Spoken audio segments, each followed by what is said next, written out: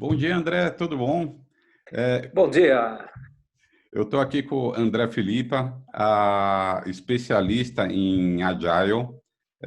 Nós estamos, há algum tempo, nós estamos conversando, trocando uma série de informações sobre projetos. Eu muito ainda no Waterfall, ele já com muita experiência no Agile. E eu resolvi trazer ele para cá para ver se ele consegue dar muitas dicas para nós sobre como implementar o Agile na prática, na nossa rotina, porque pelos testes que eu já fiz e por até alguns projetos que eu já participei com Agile, realmente trouxeram muitos resultados. Mas antes eu vou pedir para o André para você se apresentar para a gente, para dizer um pouquinho como é que você chegou ao Agile e explicar para a gente o que é essa nova metodologia. Perfeito, Ricardo. Bom, antes de mais nada, é um prazer estar aqui com você. Obrigado pelo convite, obrigado por dar esse espaço para a gente falar um pouquinho sobre Agile. Eu sou apaixonado pelo Agile e já explico como é que eu cheguei lá. Mas um pouquinho de história só. Sou executivo de mais de 30 anos de experiência em diferentes indústrias. Passei por indústria automotiva, bens de consumo, passei por eletrônicos, voltei para bens de consumo. E ao longo dessa carreira, enfim, passei por grandes empresas como General Motors, Mercedes-Benz, Unilever, fiquei 12 anos na Unilever, Samsung, Alcatel e Mondelez. Eu fui vice-presidente de marketing, então minha carreira ela veio muito pelo marketing, e virei CMO, vice-presidente de marketing, e finalmente terminei como presidente na Mondelez nos últimos anos. E depois de um certo momento na carreira, a gente sempre repensa e fala o que eu vou fazer depois. Passados 50 de idade, falei, bom, acho que eu vou me reinventar um pouquinho e vou ser consultor. Vou aplicar tudo isso que eu aprendi, toda essa bagagem no meu passado aí como executivo, eu vou tentar aplicar como consultor. E montei a Filipa Consulting. Hoje, na Filipa Consulting, basicamente o que a gente faz, a gente olha a estratégica, a execução agile das empresas, a implementação dessa transformação ágil nas empresas. E tudo isso passa por um grande momento de ensinamento. É interessante, né? Eu vou falar um pouquinho depois, acho que está dentro da nossa conversa, e falar um pouquinho da história do Agile e tal, mas muita Uhum. gente, apesar do Agile já ter muito mais de 20 anos de existência, muita gente não conhece ou tem um conhecimento muito superficial ainda do que é o Agile e como aplicá-lo, especialmente fora do TI, né? E esse é meu trabalho hoje. Então, hoje eu ajudo as empresas, principalmente fora de TI, a fazer a migração, a transformação ágil passo a passo.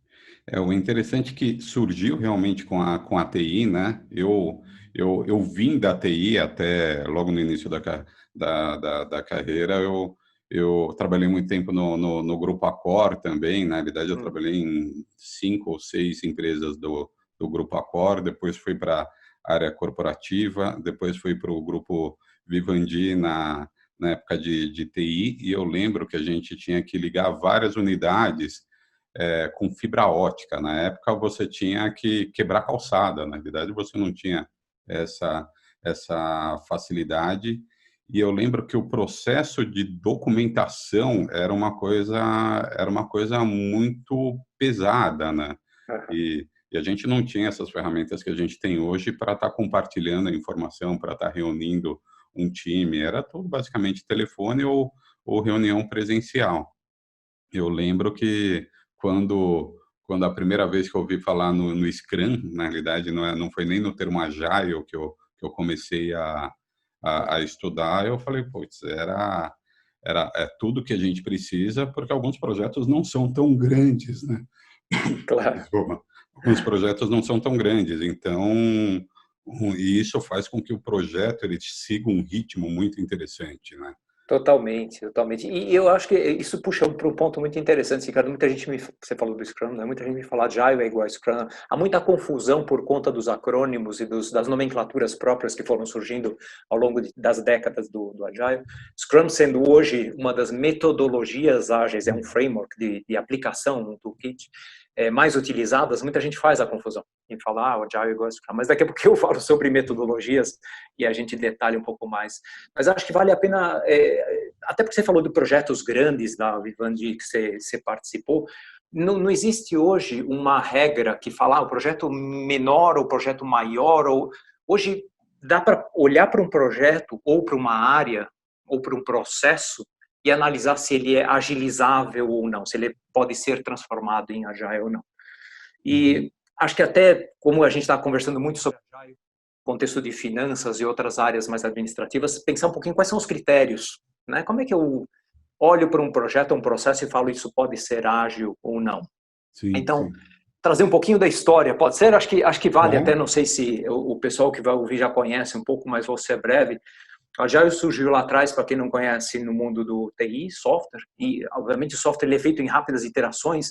Normalmente, quando você começa o desenvolvimento de software, você não sabe exatamente como ele vai terminar, você precisa ir testando muita coisa, seja do ponto de vista técnico, do ponto de vista de cliente, às vezes o cliente também não sabe exatamente o que ele quer, e você vai e volta. Então, nesse conceito, o que é o Agile? O Agile é simplesmente a adaptabilidade. Se de tudo que eu falar e todos os conceitos que eu colocar, vocês se lembrarem uma coisa, lembre que Agile é igual adaptabilidade. É tá. isso. Não é mais velocidade, não é rapidinho, não é fazer de qualquer jeito rápido, isso não é agile. Agile também não quer dizer, tem que sempre fazer em pedacinhos, não. É essa questão de poder ir ajustando com o feedback do cliente. Isso é o principal. O fazer em pedaços, e aí vem um pouco o ponto sobre projetos grandes ou pequenos, se você conseguir dividir o seu projeto em partes que possam ser entregues a equipes pequenas ou equipes menores, dá uma certa autonomia para essas equipes multidisciplinares em geral, e deixá-las trabalhar por um período, depois iterativamente com o seu cliente final e checando, esse é o melhor modelo. Agora, tem gente que, por exemplo, outro dia eu estava conversando com um pessoal que é da área de engenharia civil, Uhum. construção de edifícios gigantes que demoram anos para ser construídos. E o cara falou, num canteiro de obra, André, eu estou conseguindo praticar o Agile. Eu falei, cara, me conta mais, como é que você faz isso? Ele vai quebrando aquele cronograma waterfall tradicional, longo, ele quebra em pedacinhos, ele tem Tá. várias equipes e vai trabalhando. Quer dizer, dá para fazer um projeto longo Agile? Tá. Mas aí Você ia ele falar alguma coisa, faz, desculpa. mas aí ele trabalha de uma forma híbrida, né? Ele tem de certa forma, o clássico, né? Vamos dizer, o Gantt, onde você tem as fases, você tem os prazos, e são Uhum. processos e interações que ele coloca dentro disso, como se fossem sprints dentro do Gantt, cada Cápsulas, é. cápsulas Você dentro. sabe que é interessante isso que você fala? Se você falar isso para algumas pessoas que vêm lá atrás do mundo da Agile, lá no comecinho, principalmente mais na linha Scrum, que é um framework um pouquinho mais prescritivo, um pouco mais rígido, os Sim. caras pulam, o cabelinho fica em pé, assim, os caras falam, oi, oi, como é essa coisa de combinar Waterfall e Agile? Hoje, na verdade, existe uma questão de pragmatismo, eu gosto muito dessa visão pragmática do Agile, que é, ela tem que se adaptar ao seu contexto. O Uhum. Agile ele não vai te dar uma ferramenta fixa, padronizada, como fazer o 1, o 2, o 3 e o 4, que se aplica a qualquer situação. Imagina uma caixa de ferramentas, sabe aquelas que a gente gosta de ter, que tem um monte de coisa, o homem adora essas coisas, né? Sim. E você abre a caixa de ferramentas, você não vai usar sempre a mesma chave de fenda, e você não vai usar sempre o mesmo alicate, o martelo, né? A furadeira, Uhum. depende. Obviamente não dá para dizer, essa é melhor que, porque existem disputas no mundo do Agile, né? Qual que é o melhor framework? Não, o meu é melhor que o seu. Então, se você entra nesse mundo, muitas vezes você vai ouvir discussões que são, para mim, improdutivas, né? Uhum. O alicate não é melhor que o martelo ou que uma chave de fenda, depende da aplicação. Mesma coisa o Agile. E mais, o Agile, além de ser uma ferramenta, porque a ferramenta não é, você pega o alicate, o alicate, o alicate. O Agile se adapta. Então, você pode pegar um framework como o Scrum, e ajustar certos parâmetros, certas ações ou iniciativas, ou cerimônias, como eles gostam de chamar, para o seu contexto, ou deixar de fazer algumas. E de Uhum. aí surgiram alguns frameworks um pouco, ou ferramentas mais híbridas, que hoje, na verdade, fora do mundo de TI, que ainda é muito orientado para o Scrum, Uhum. fora a grande maioria, mais da metade, são híbridas, que nem você estava justo comentando aí, Ricardo. E isso é tão interessante, né? Eu lembro quando, há 6 anos atrás, quando eu tirei aquela certificação do PMP, né? Na hora que você termina, você sai com aquela sensação, por que eu não sabia disso antes, né? Porque a quantidade de problemas que você soluciona, né, com aquela etapa básica, que é a iniciação, planejamento, execução, monitoramento, controle e encerramento, ela deu um outro suporte para aquilo que estava sendo feito. É uma coisa de você não deixar que os problemas eles realmente aconteçam. Mas isso vem mudando, tanto Ah, que eu acho que quando eu entrei, eu acho que era o PMBOK 4, se eu não me engano, agora vai o 7. Já no 5 ou no 6, eles começaram a dar uma introdução para o Agile. No 6, ele já ganhou um corpo, já ganhou uma apostila separada, como você precisa saber isso, você precisa saber Exato. disso. E agora no 7, ele vai mudar completamente, que vai ser lançado, acho que no início do ano que vem, porque tanto a composição do PMBOK, eu já estava vendo alguns exemplos, ou como eles estão caminhando. Para você ter uma ideia, o PMBOK tem umas 600, 700 páginas, ele vai ter 200. E ele vai muito mais para essa questão de gerenciamento, de sprint, mantendo algumas bases, mas o mundo de projetos é outro. É outro. Totalmente. É exatamente isso que você está falando. É híbrido. Cada caso é um caso, você vai aplicar de uma forma diferente, mas que uma metodologia dessa dá um suporte, traz um resultado muito mais rápido, eu acho que ninguém discute, né? Eu acho que... Você sabe que o que você comenta me faz também querer reforçar um ponto que eu sempre faço no começo das conversas, quando eu falo de ágil, que ágil, se você pensar num iceberg, que normalmente você vê a ponta do iceberg e o resto fica embaixo d'água, o teu iceberg não 20% dele para fora, muita gente vê essa coisa das metodologias, as práticas do ágil, tem o daily meeting, tem o sprint planning, tem os sprint, essa é a pontinha do iceberg. Os 80% que estão lá embaixo é cultura. É cultura, são princípios, são valores. Esse é realmente o corpo do Agile.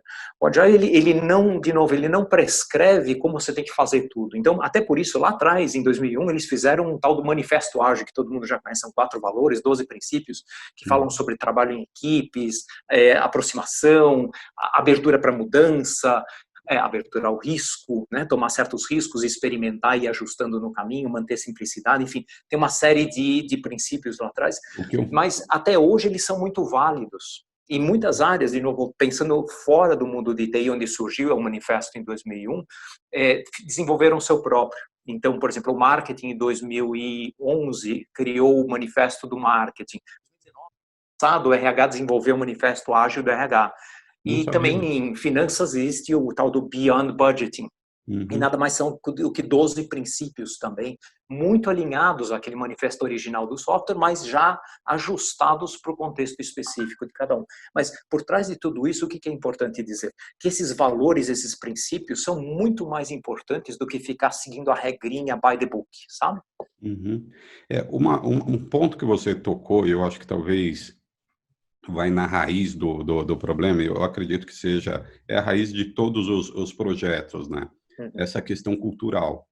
E na metodologia ágil, a gente sabe que ela bem implementada, ela depende de um período de adaptação até da equipe, né? Da equipe, ela se conhecer, ela tem as reuniões ou diárias, ela tem as reuniões rápidas, mas você começa a sentir o efeito mesmo a partir de um segundo mês. No terceiro, eu acho que a turma se pegar, o projeto ele está voando, né? Tem algum prazo que você fala, olha, com menos de 15 dias, ninguém vai conseguir fazer nada?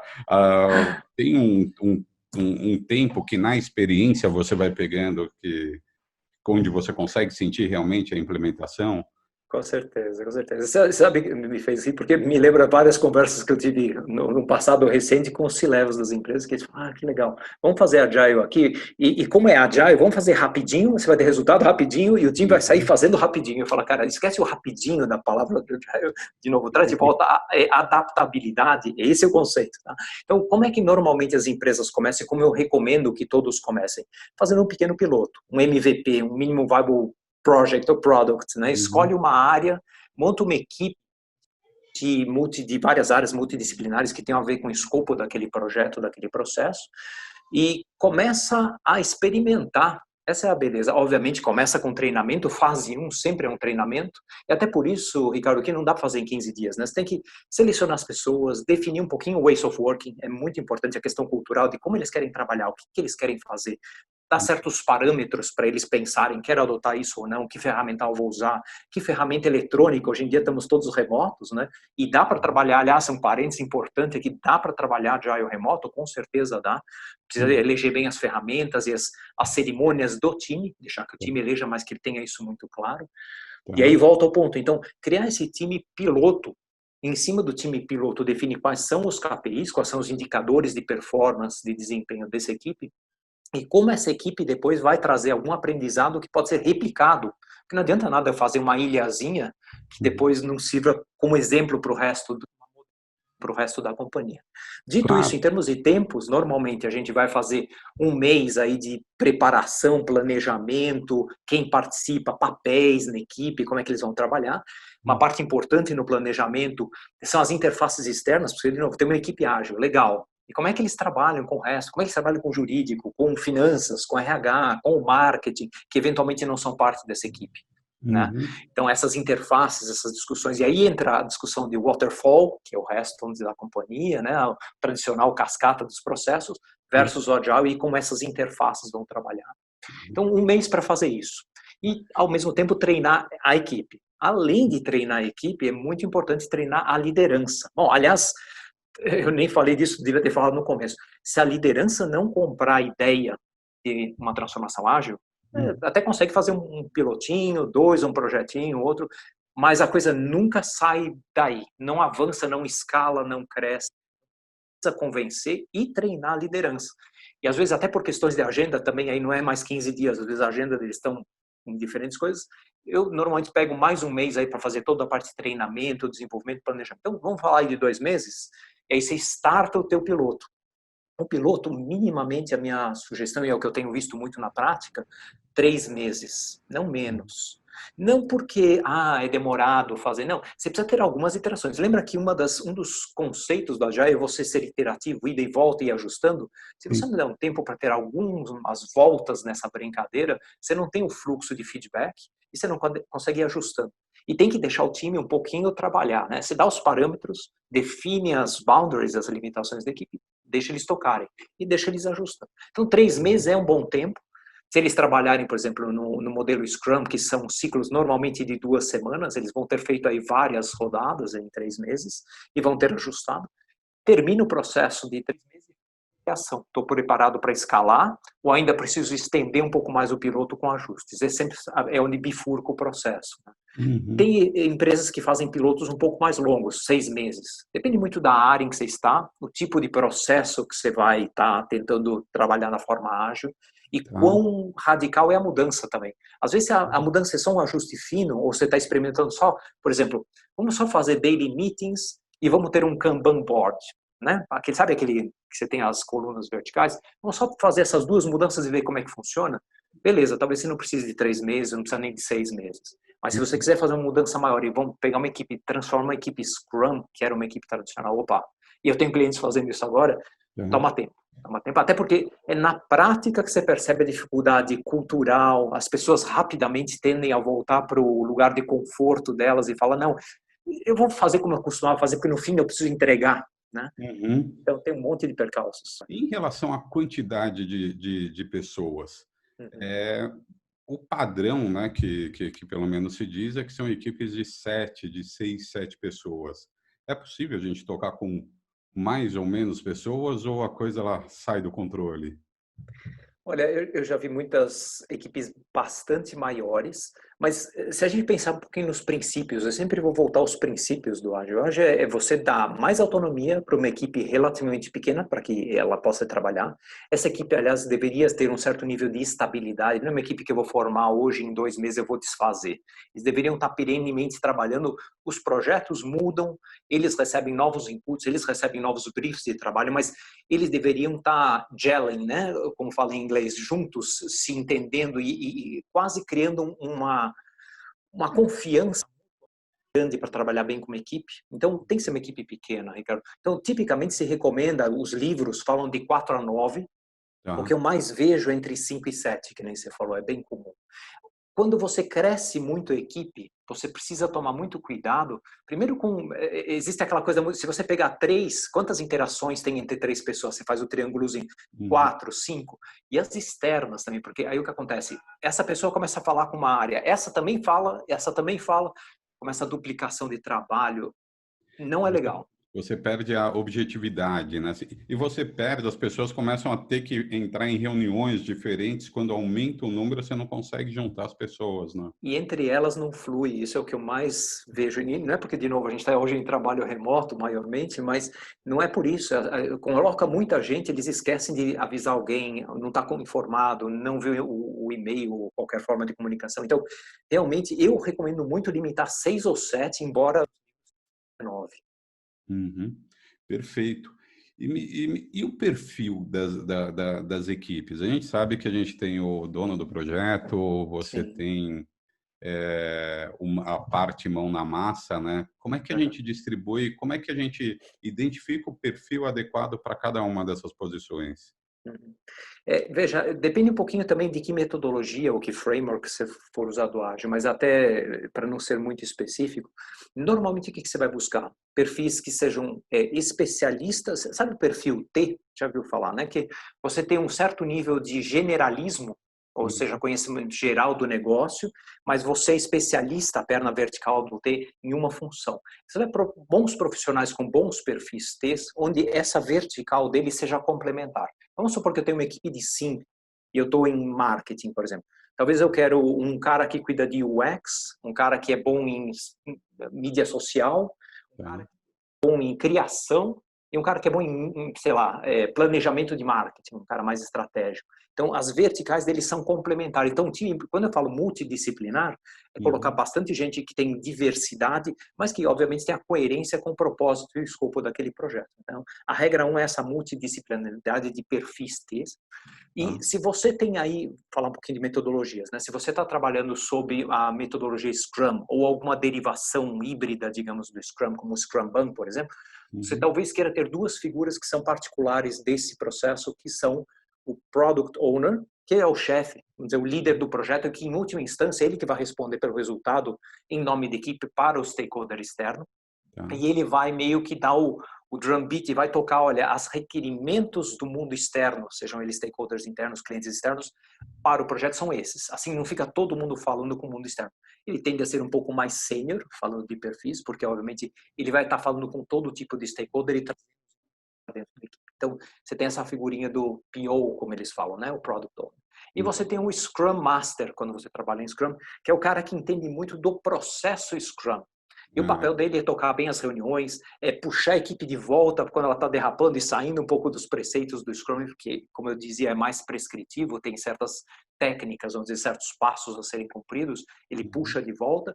E ele também faz toda a parte de reporting, por exemplo, como é que a equipe está performando como equipe, o que ela Tá. está entregando semana a semana. O Scrum Master faz esse tipo de controle, e tem dashboard, é bonito, é bacana.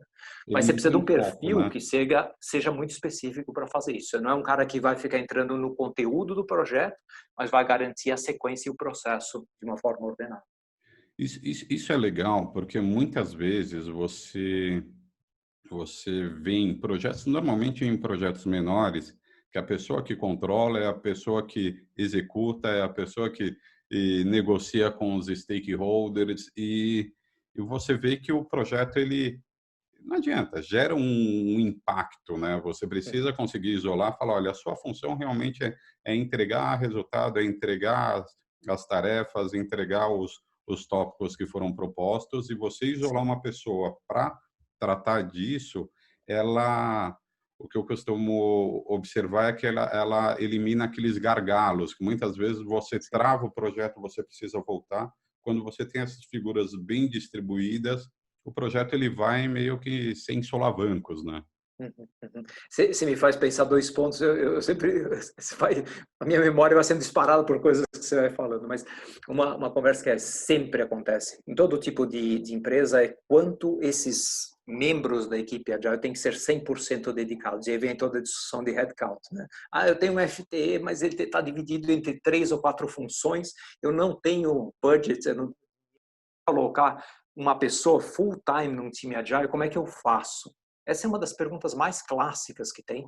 Se você pensar lá nos livros tradicionais, principalmente de novo, metodologias mais rígidas como o Scrum, eles vão falar, não, tem que ser 100% dedicado à equipe, não pode ter double hatting, não pode estar fazendo uma outra função em paralelo com essa. O mundo como ele é na vida real não tem como fazer isso. Assim, eu diria 95% dos clientes com quem eu converso, eles precisam de algum tipo de flexibilidade. O que eu recomendo, Ricardo, até porque você estava falando de membros, equipes e formação, no mínimo uns 30 a 40% de dedicação ao Agile, de preferência mais. Óbvio que eu vou sempre preferir mais próximo de 100, mas 50 é bom, é ok. 30 é assim, tipo o mínimo. Eu tenho alguns casos, alguns projetos que eu toco com gente que está 10, 15% do tempo dedicado a Agile, e aí realmente está Aí muito complica, difícil. né? É porque no dia a dia o que vai te puxar é a outra função. Entregáveis, tem toda uma máquina funcionando por trás, tem outras áreas. E o Agile é aquele experimento que, tudo bem, vamos ver se funciona, então fica aqui no cantinho. A aposta é ruim, né? Não vai dar muito certo. Mas a questão do double hat é muito presente.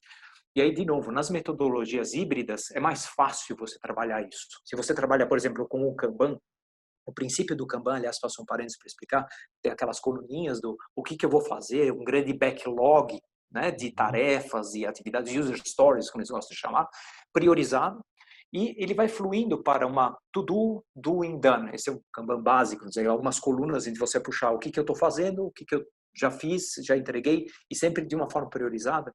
O que é importante, por exemplo, nesse campo? É limitar quanto o seu time tem capacidade de entrega.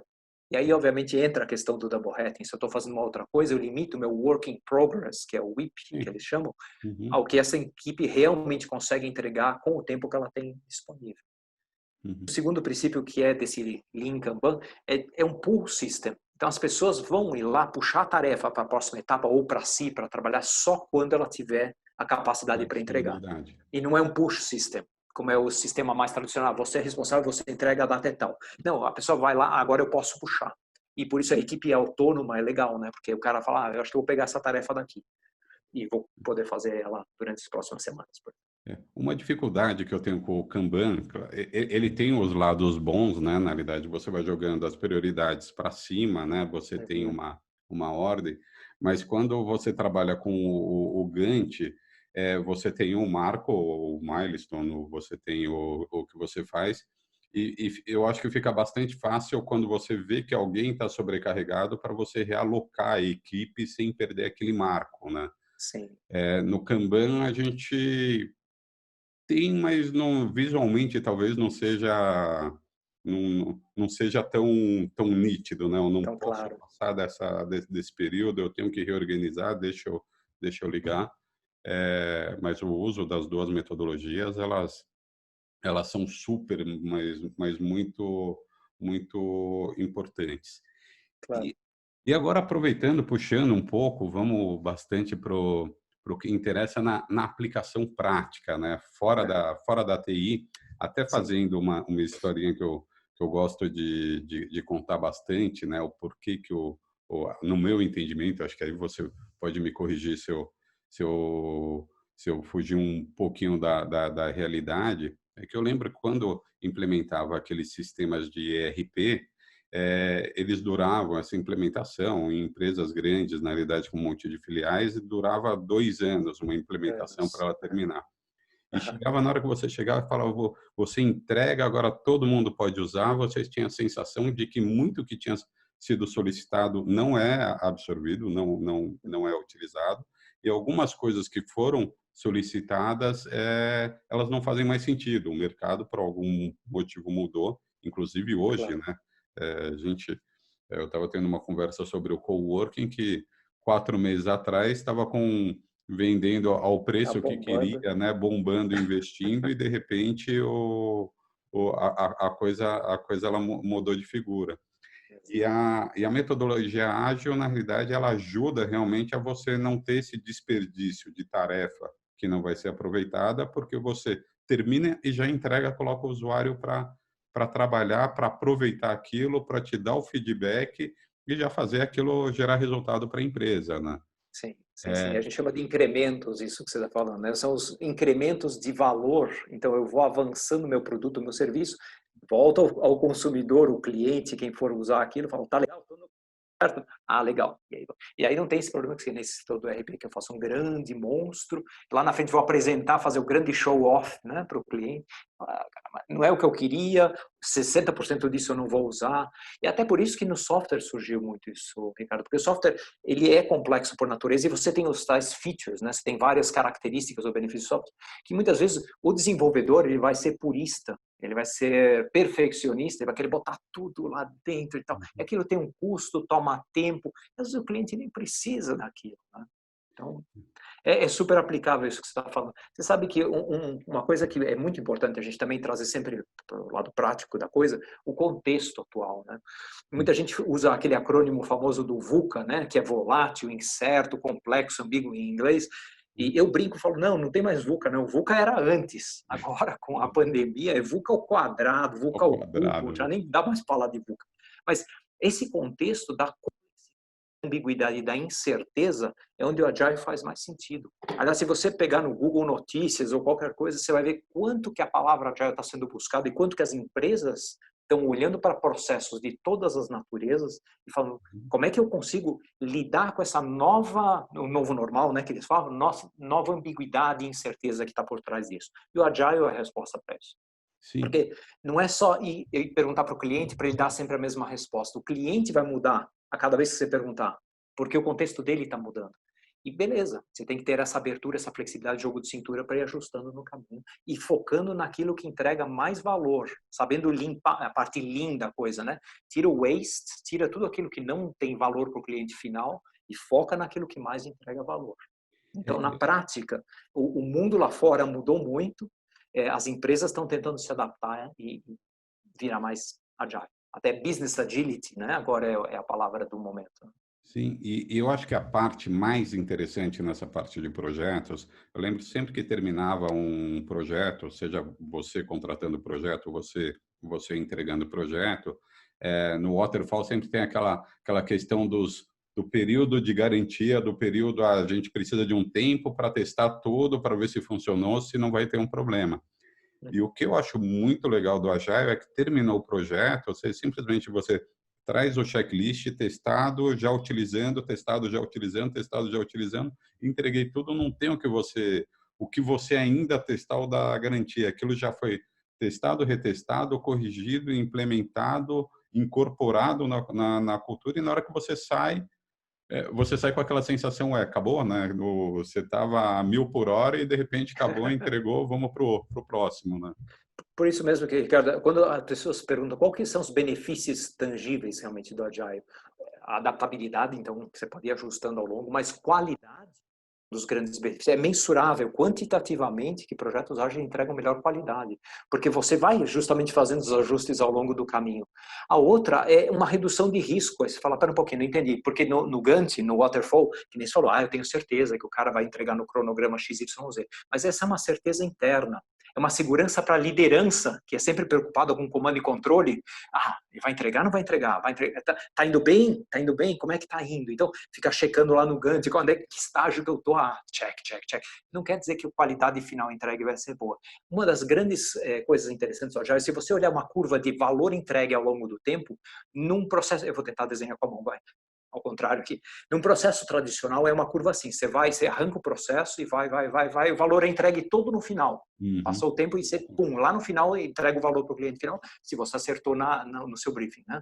Uhum. No Agile é uma coisa um pouquinho mais contínua que na verdade faz assim, e depois o valor até declina um pouco, porque você já está entregando o valor durante. Então, você Uhum. campanha de marketing ágil, eu sempre uso marketing porque obviamente é a minha área mais, minha praia, né? Mas posso falar de finanças também. Se você puder ir entregando pedaços da campanha que o cliente já possa ir começando a utilizar no meio do caminho, você está dando valor para o cara antes. Não só a qualidade final e não só a certeza de que eu vou fazer a coisa certa, mas já o cara está lá, implementando. Você tem uma inovação, às vezes você tem um protótipo, faz uma área teste no mercado, vai no sul do Brasil e lança um pequeno protótipo antes do que seria aquele produtão final. Então dá para ir entregando valor ao longo do caminho, isso é super importante. E como é que é feito? É claro que a gente já tem uma visão, que tem os dashboards. Como é que um cliente que ele não tem, que é o primeiro projeto de Agile, o que se sugere, como é que ele controla isso, como é que ele acompanha o projeto para você deixar ele confortável de que as coisas elas estão andando? Também coloca-se o cliente dentro do sistema de acompanhamento. E outra pergunta, quais as ferramentas são mais adequadas? Que tipo de software, Canvas, Canvas com um post-it, é um software compartilhado? O que normalmente a gente aplica para começar? Claro. Então, falando um pouquinho de dashboards, ou de como reportar, depois falar um pouquinho de como trazer o cliente para dentro e depois de ferramentas. Vamos lá. Os dashboards existem no Agile, eles são diferentes. E o tipo de métrica, normalmente, tem mais a ver com o throughput, o output do time, as entregas do time ao longo dos ciclos de trabalho deles, do que aquelas KPIs tradicionais que têm mais a ver com tempos, por exemplo, um Gantt tradicional, ou que tem a ver com alguma métrica de qualidade que é checada no meio do caminho. Tá? E aí, o quão pesado é esse dashboard, ou quão leve, ou quanto, de repente, alguns times nem usam dashboards, e como é muito interativo, eles falam, a gente não vai ficar reportando, vai mostrar o valor do que a gente está fazendo, mais do que... Então, tem uma quebra um pouco no paradigma, de novo, que eu uso a frase do comando e controle da liderança, e nós que fomos e somos líderes de empresa, nós precisamos mudar a nossa chavinha, nosso mindset, de deixar realmente o time trabalhar um tempo, e deixar ver o que ele está entregando, e não ficar pedindo dashboard o tempo todo. Existem vários softwares, eu vou falar deles já já, eles entregam gráficos, curvas bonitas, pizzas, gráficos de tempo, velocity points, tem o que você precisar. Mas a premissa principal é deixar o time ser mais autônomo. E se ele é mais autônomo, ele não tem que ficar reportando toda hora. Como trazer o cliente para dentro? Existe, por exemplo, no Scrum, uma cerimônia que é o final de cada ciclo, chamado sprint. Você tem um sprint review. Alguns chamam de demo, até demo de demonstração, né?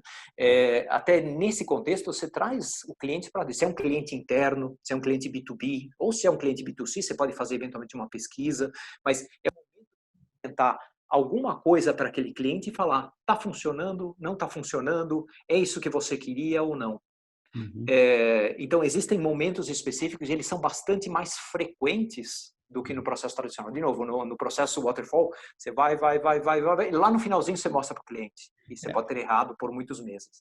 A grande verdade é que no Agile você não tem essa necessidade. Como a interação ela é tão frequente, né? Eu acho que o waterfall, como você, de certa forma, você fica distante do cliente final e depois leva tudo de uma vez, né? Você precisa dar uma referência pro cliente. No Agile, como você está interagindo, ele vai sentindo as aplicações e as entregas, né? Ele já tá colocando em prática. E tem casos, eu tenho um exemplo de um cliente meu que tem trabalhado, que é um fornecedor externo, que trabalha com uma grande empresa multinacional, e os dois estão trabalhando de forma ágil em cima de um projeto. Né? Eles montaram suas próprias equipes, trabalhando. O que eles fizeram de uma forma muito prática? Eles criaram 2 Kanbans. Eles ficam espelhando os Kanbans, eles não abrem um Kanban inteiro um para o outro, porque contém coisas que são particulares internas deles, tudo bem. Você sabe, na gestão de projetos, às vezes tem coisas que são mais confidenciais, às vezes coisas que o próprio time quer colocar lá, mas não quer que o cliente ou o fornecedor veja do outro lado. Mas o que é bacana, uma vez por semana eles fazem um alinhamento desses Kanbans. Então, a premissa é transparência. Eles não precisam criar reportes em cima disso. O próprio Kanban é o reporte. E a liderança dessas respectivas companhias tem acesso perfeito aos Kanbans, que hoje, obviamente, são eletrônicos, né? A gente já fala dos softwares, mas eles enxergam o que cada equipe está fazendo, quem está tocando qual atividade, no nível de granularidade e detalhe que ele precisar. Então, essa é uma forma também de evitar um pouco essa sensação de, eu não sei o que está acontecendo, eles se enfiaram lá no time, estão trabalhando, tomara que dê certo. Né? Então, a transparência é grande no processo Agile. E mesmo não precisando entrar no detalhe, né? Porque muitas vezes tem coisa técnica que não agrega valor para o cliente, você só gera documentação. Eu brinco muito a questão da documentação. Eu lembro da época do antigo plano de negócios, né? Que a gente aprende na faculdade com aquelas 40, 50 páginas que na realidade ninguém lia. E a mudança agora para o Canvas, que você coloca todas as informações numa única página para todo mundo discutir e que você consegue utilizar isso para apresentar para o CFO ou para o estagiário. Na realidade, aquilo tem uma lógica que ele te traz para um raciocínio que é muito mais produtivo, né? Sem dúvida. E traz de novo um dos valores mais importantes, eu acho, que é a simplicidade, né? Você falou uma página, eu amo. Uma página, uma frase que resume, uma linha. Porque hoje o mundo já é complexo lá fora, a gente não pode ser complexo dentro de casa, né? Inclusive, me traz a lembrança, fazendo um pouco para a área de vocês, a área mais financeira, que vocês têm processos que são tipicamente mais transacionais, tipo contas a pagar, conciliação de reportes. Esse tipo de coisa vai cada vez mais ser automatizado. Vai entrar automação, isso já está acontecendo, né? Já tá E tem entrando. até startups fazendo só isso, mas mesmo as grandes empresas com seus processos mais pesados estão automatizando isso e tirando pessoas e simplificando. E, obviamente, tem uma garantia de entrega mais rápida e qualidade ao automatizar. Na outra ponta, vocês têm outros tipos de processos que são muito mais analíticos. Forecasting, planejamento, que ainda tem que existir. Aliás, esse é um mito muito importante que eu quero desmistificar aqui agora. Não é que com a Agile eu não planejo mais. Você precisa fazer planejamento. O que acontece? O planejamento passa a ser mais leve e mais frequente. Então, se você fazer aquele grande planejamento anual, que nem se falou, aprendi na escola, né? Você faz aquele calhamaço enorme, uma vez ao ano, gasto 2, 3 meses com todas as áreas dando impulso e tal, e aquilo vai para a gaveta. No mundo ágil não precisa fazer um planejamento mais high level da companhia, missão, visão, valores, os grandes objetivos e metas da companhia. E aí você tem OKRs, ou até revisões mais quadrimestrais ou trimestrais de planejamentos, com input das equipes ágeis, que estão o tempo todo ali rodando, experimentando, pegando input do cliente. Então tem que ter um loop de feedback para esse sistema de planejamento. Então nessa ponta de cá é onde finanças pode ficar mais ágil. A ponta de lá automatiza, né? E na ponta de cá, agiliza, como eu falo.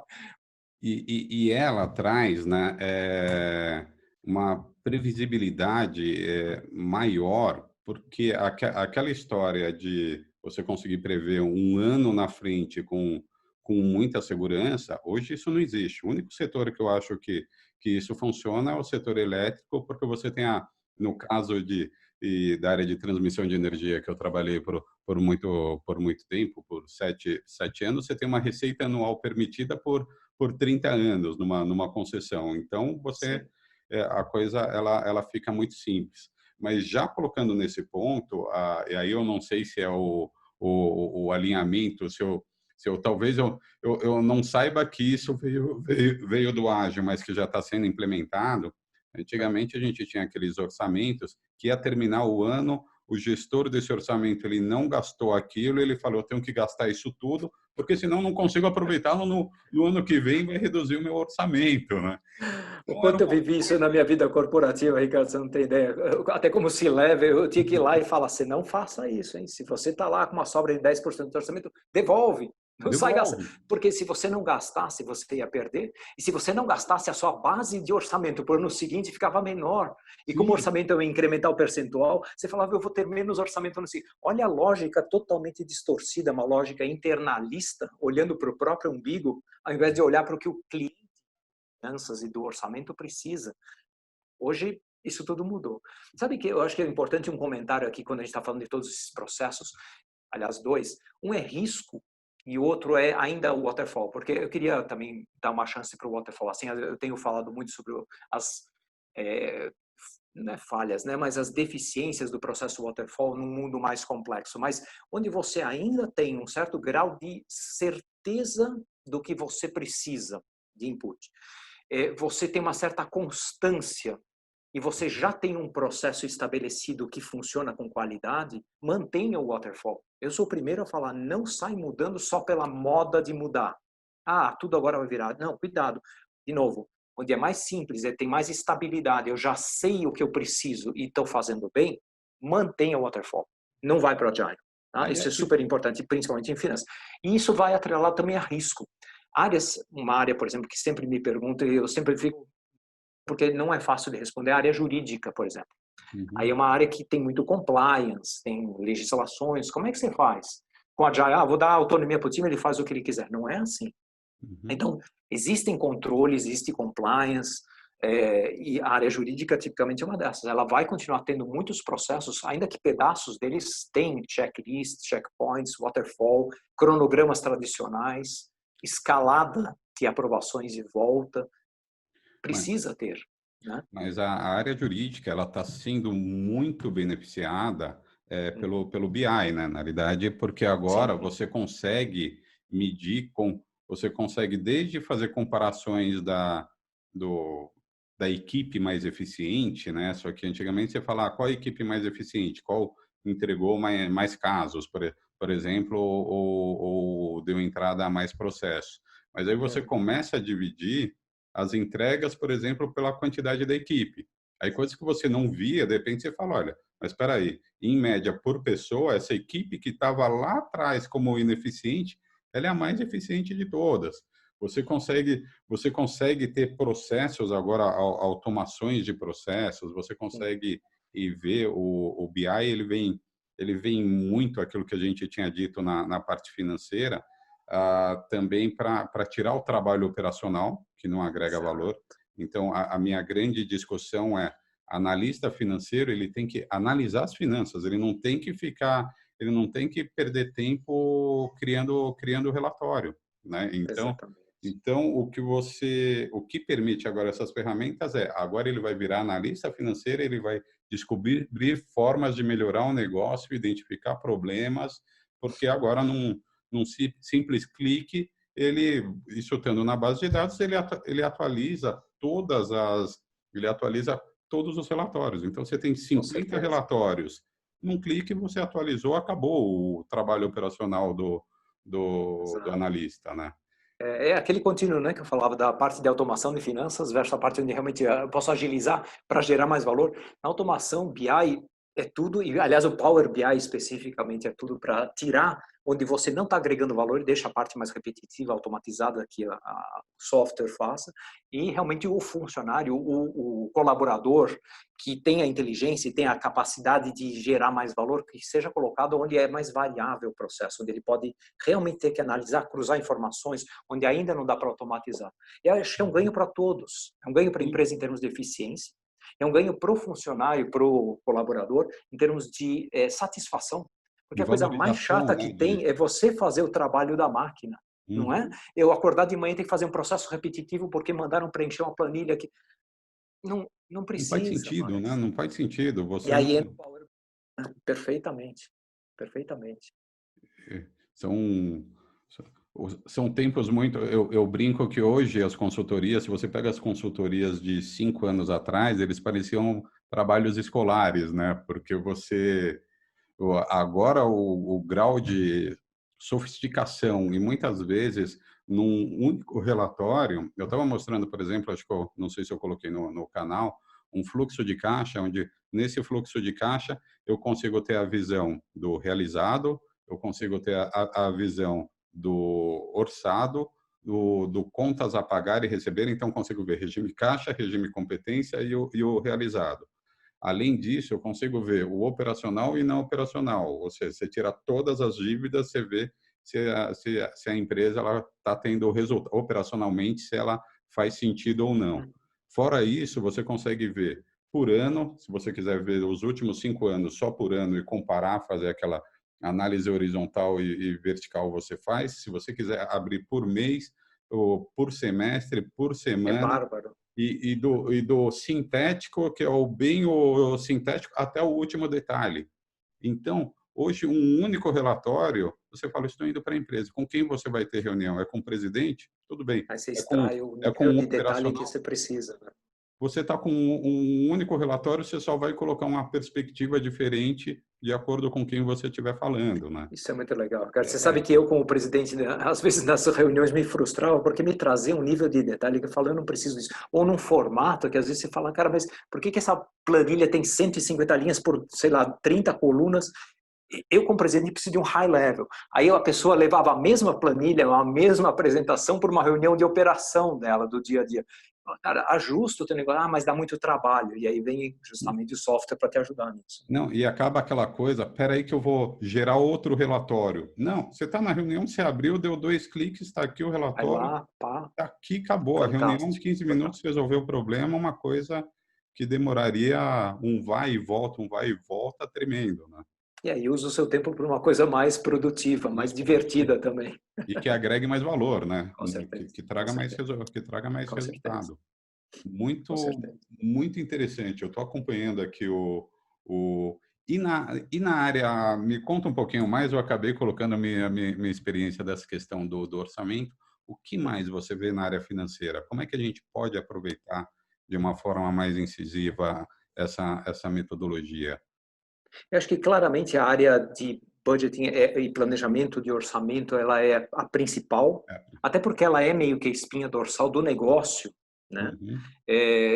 Ela também se pega no S&OP, né? Onde também tipicamente você vai ter ciclos que agora estão ficando cada vez mais leves e mais curtos, Uhum. mas essa área e gestão do dia a dia e orçamentária é fundamental. Então, acho que se você fala, André, qual é o exemplo para finanças? Esse é o principal. Eu acho que tem toda a parte de análise que você está falando justamente, onde entra o Power BI e tudo. E, de novo, vale lembrar qual é que é a premissa da cultura ágil? É fazer em pequenos pedaços e testar.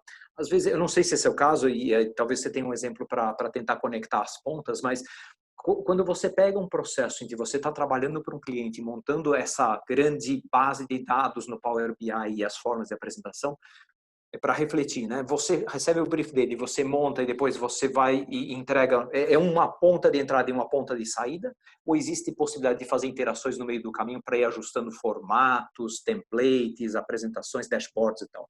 Como é que funciona hoje para vocês isso? Você tem interações, claro que na realidade, quando você entra, como qualquer projeto, a gente precisa definir qual é o fim daquilo, né? Qual o objetivo principal.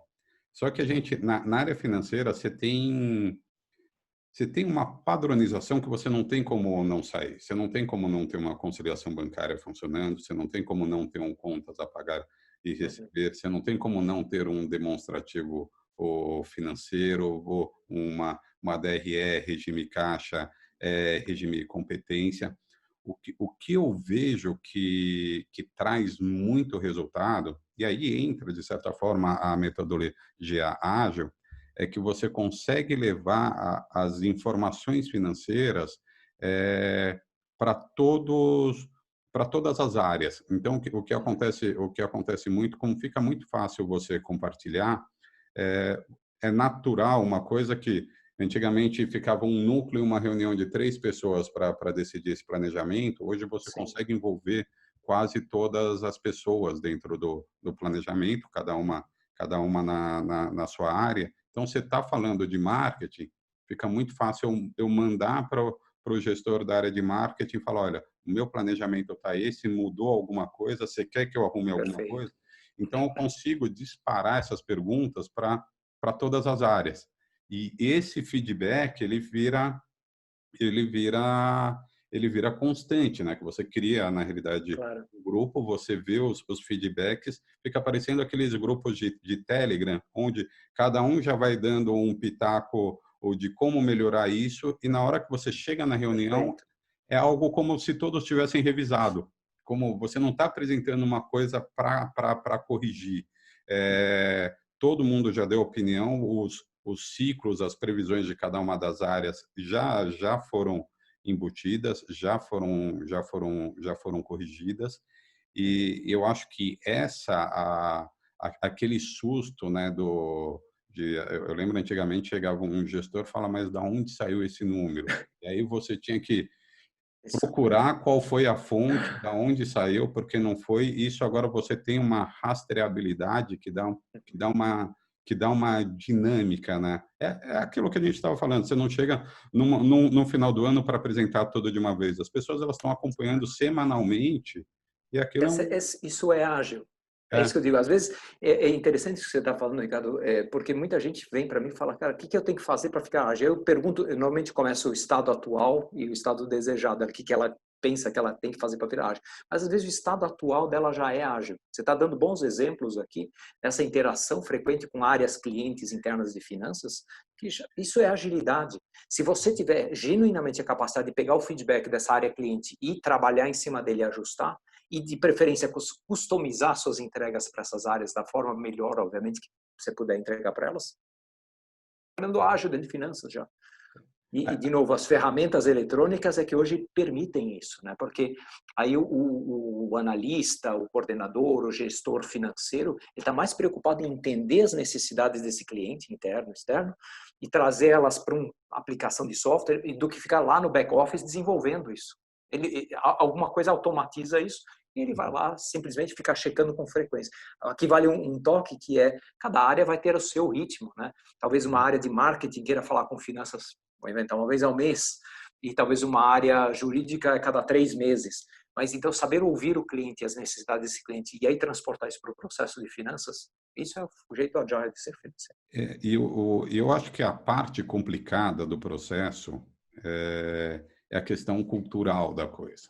Eu acho que até essa pandemia era dar um empurrão, porque até antes da pandemia era aquela, eu já dizia muito, isso já é presente, isso não é futuro, não é uma coisa que a gente vai precisar, isso já está sendo amplamente utilizada. E para você chegar nesse grau de sofisticação que eu estava dizendo do tipo do fluxo de caixa de 1000 perspectivas que você tem um trabalho muito grande de fazer aquela base de dados ficar correta, do que a gente diz de ter uma única versão da verdade. Eu acho que quando a gente fala de financeiro, essa é a parte chave, porque é muito comum, é muito comum também no financeiro, as pessoas elas terem planilhas não conciliadas, fora do sistema, aquela coisa, está fora do sistema, você precisa de tal informação, fala com fulano de tal. Ou eu brincava, às vezes, a duplicação, porque a pessoa, às vezes, fazia dentro de um sistema que era um sistema mais pesado e corporativo, mas do lado ela tinha uma outra planilha dela, a minha planilha, a pessoa fala, a minha planilha. E da planilha dela, ela ficava brincando de por todo, porque ela criava, trabalhava numa planilha e exportava aquilo para um sistema mais pesado corporativo, que não era muito friendly, não era muito amigável, e depois ficava nesse vai ver, que perda de tempo. E ela ficava defendendo, né, a minha planilha. Não vou te mostrar a minha planilha. Não, e é terrível. E você tinha um diretor que falava, fala para o fulano de tal que é ele que tem a informação correta. Sim. E quando você entra num projeto desse, você fala, olha, acabou a coisa, acabou a cultura. Claro. Na realidade, aí entra aquela questão chata da conciliação, né, que a gente bate na tecla, que é o que é? Tem que estar tudo conciliado, você tem uma base de dados Sim. onde todo mundo conciliou, onde todas as informações estão redondas, e aí você distribui essa base de dados, tá? Você dá como é que eu posso dizer, o BI, você entrega ele com fórmulas num perfil de usuário com as tabelas, e aí você ensina ele, e aí ele consegue fazer o relatório que ele quiser na perspectiva que ele quiser. Mas a base de dados é a mesma para todo mundo. Então, ninguém vai conseguir fazer um relatório que não bata com o da outra pessoa. Eles estão falando a mesma língua. E isso traz uma confiabilidade, porque a pior coisa que tem é você ter que tomar uma decisão e ter 3, você fala, e 3 que variam muito, não são tão próximas, né? Na hora que você tem uma única versão, fica todo mundo fala mais fácil. Claro. A produtividade, a confiança, a redução de problemas e riscos é fundamental. A redução de problemas é fundamental. Então, você tem, mas é claro que aí segue aquela premissa do ágil, né? Não adianta você querer implementar isso, eu também sofro com isso, fala, bom, então aqui a semana que vem você me entrega isso, porque muitas vezes as pessoas elas veem como exemplo aquelas bases de dados da Microsoft, né? Eu tenho uma amiga que trabalha na Microsoft na área de marketing. Uma vez eu fui mostrar um BI, logo acho que o primeiro projeto que eu estava mostrando para ela. Aí ela viu aquele projeto, ela falou, pô, mas o pessoal faz uma coisa aqui na Microsoft, aqui ele está dando um exemplo que tem muito mais coisa, só que ele pegou a base de dados da Contoso, que é uma base de dados que está tudo perfeito. Tudo é Contoso na Microsoft. O exemplo, o modelo deles é a firma Contoso. Tudo maravilhoso. Pegou os dados da Contoso. Aí eu olhei para ela e falei, pô, deixa eu usar essa base de dados que eu te entrego em 2 dias, né? Não é esse o trabalho, né? Sem dúvida. Mas é um trabalho que, uma vez feito, na hora que incorpora, você não consegue abandonar, você não consegue falar, Claro, você não volta atrás, você né? não volta É. atrás, né? Aliás, essa é uma frase que eu ouço muito de clientes que começam a trabalhar com agilidade e todo mundo fala, cara, nunca mais eu quero trabalhar de outro jeito, trabalhar numa empresa ou numa área que não seja assim. Isso, às vezes, é um problema para as empresas que começam a fazer o piloto, aí todo mundo quer fazer igual, tem que gerenciar isso, mas é muito bacana ver isso. O Power BI é a mesma coisa. Quem começa a trabalhar com uma ferramenta como essa, fala, cara, por que eu fazia antes de outro jeito e nunca mais eu quero fazer de outro jeito? E barateou muito, né? Antes era inviável, né? Você colocar isso. Hoje, agora, barateou muito. Até pequenas empresas têm acesso. E volta aquela questão aí você consegue ver melhor a qualidade do profissional, né? Na experiência. Quando você tira o operacional Claro, porque é e aqui, ó, né? Não é aqui, né? Aqui. é, Você a vê se gente o tem. profissional realmente está preparado para tomar decisões mais estratégicas, para ajudar numa análise crítica, a ser flexível, a escutar o que o cliente realmente precisa, não falar, não, meu sistema não entrega isso. O sistema está aqui, você, o profissional, que tem que entender isso e dar um jeito de fazer a análise. E outro ponto, você foi numa parte importante. Antes, eu acho que as consultorias elas viravam uma reimplantação de sistema, né? E você sofria muito porque depende do sistema. Você tem sistemas bons e os sistemas, pelo menos aqui no Brasil, que são os que eu conheço, eles são muito direcionados para o fisco, para pagar imposto. Sim, Primeiro, ele quer ter a garantia de que a DARF está sendo gerada da forma correta. Depois, se der, ele vai tentar te dar alguma informação financeira é relevante.